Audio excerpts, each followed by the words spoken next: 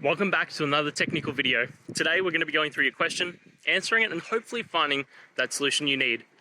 Guys, remember, stay just a little bit crazy, just like me, and hopefully you get through that resolution. So let's continue on.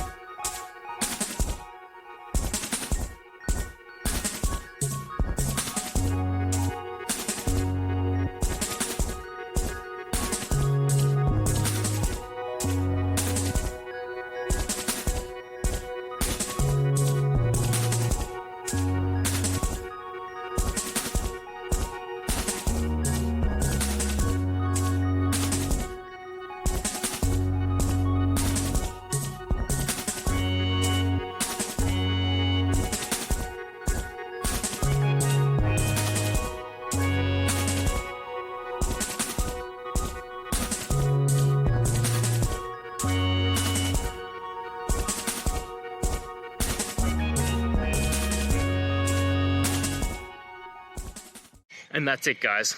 I hope that video helped find the resolution you're looking for. If it did, please, I'd appreciate it if you could hit subscribe. Until the next time you need more technical help, I hope you have a good one. Cheers.